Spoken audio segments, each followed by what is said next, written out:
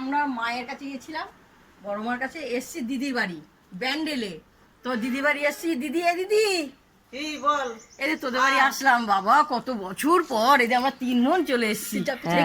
দেখতে পেয়েছো মায়ের কাছে গেছি। তা আমরা দিদির, আমার কাকার বড় মেয়ে, তার বাড়িতে এসছি। দুপুরবেলা খাওয়া দাওয়া করবো, কোনো দিন আসেনি আমার দিদি। চলো আমার তিন বোন চলে এসছি অনেকদিন পর। চলো, এই দেখেছো আমার দিদি, এই যে দিদি, এই যে আমার দিদি, যে দাদা বাড়ি আমরা খাওয়া দাওয়া করেছিলাম সেই দাদার দিদি, বড়দি, বড়দি, আমাদেরও দিদি। তো দিদি ব্যান্ডেলে থাকে দিদি। তা এই যে তার বড় মেয়ে। হ্যাঁ আমরা তো তোমরা সবাই ভালো আছো? হ্যাঁ ভালো আছি মা। কত বছর পরে এসছো গো, অনেক বছর পরে এলে। আমরা তো বড় মার কাছে গেছি না, থাকবো একদম আচ্ছা, অনেক বছর তোদেরকে দেখেছি। হ্যাঁ আমরা সবাই এসছি দিদি টিদিরা। তা আমরা অনেক বছর পর আসলাম আমার দিদির বাড়িতে, কোনো দিন আসিনি আমরা। টোটোকে বলে বলে বলে বলে ঠিকানা নিয়ে আমরা এসছি। তো চলো আজকে দুপুরবেলা দিদির মেয়েরা, দিদি ওরা কি রান্না করবো, আমরা সবাই মিলে রান্না করে খাওয়া হবে। তো কি খাবো তোমাদেরকে আমি দেখাবো, মেনুটা তোমাদেরকে টাটা পরে একসঙ্গে দেখাবো। একদম। তো দেখো আমার দিদির ছেলে রাজু। হ্যাঁ মাসি, চলে এসেছো? হ্যাঁ এসছি। তো কি রান্না করছিস? আসতে কোনো অসুবিধা হয়নি তো? না না না না, তোদের বাড়ি চিনিই নাই বাবা, মাংস রান্না করছিস? হ্যাঁ কে তুই? হ্যাঁ মা দেখতে পেয়েছো? মা তো সকালবেলা তুই বললো- মাংস রান্না কেন করলি? এত কিছু আমাদের ডাল ভাত হলেই হয়ে যেত। না না, মা সকালবেলা ফোন করলো যে তোমরা আসছো, অনেকদিন পর আসছো, অনেক বছর পর। হ্যাঁ, তো আমাদের অনেক সৌভাগ্য, অনেক বছর পর সব বোনেরা একসাথে এসেছো।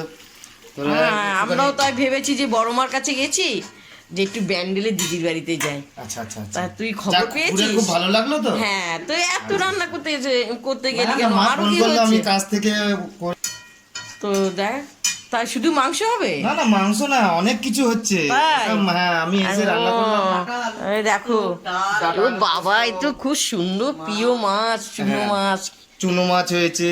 হ্যাঁ হ্যাঁ, দেখ দেখ এটা দেখো চুনো মাছ। ও এখনো হয়নি। না, এটা হবে।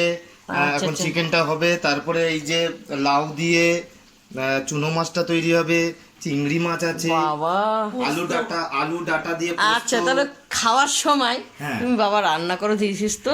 আচ্ছা। তাই এটা আমরা দিদির ছেলে রান্না করছে, মাসিদেরকে একটুকু রান্না করতে দেবে না। তা ও বলছে মাসি তোমরা বসো, আমি রান্না করবো। কোথার থেকে এসছে জানো? আমার দিদির ছেলে চাকরি করে, হলদিয়ার থেকে এসছে। দিদি মনে হয় ফোন করেছে, ছেলে চলে এসে আমাদেরকে রান্না করতে দেয়নি। আচ্ছা। তো আমার দিদির ছেলে আর দিদির মেয়ে খুব সুন্দর রান্না করেছে। কি কি রান্না করেছে তোমাদের দেখাচ্ছি। প্রথম আমি তোমাদের দেখাচ্ছি নিম পাতা।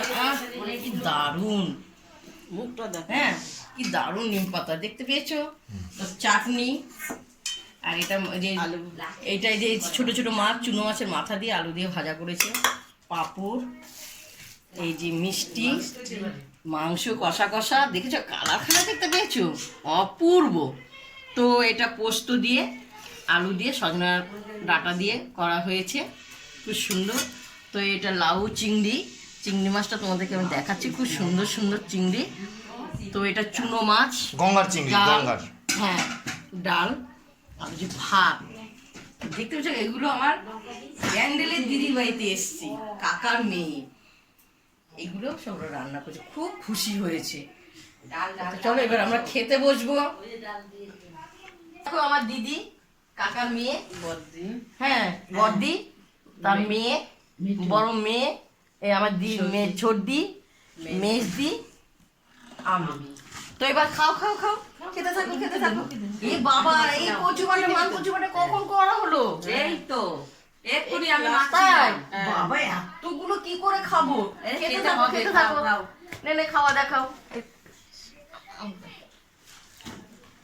খাওয়া দেখাও। আগে মান কচু বাটাটা খাই।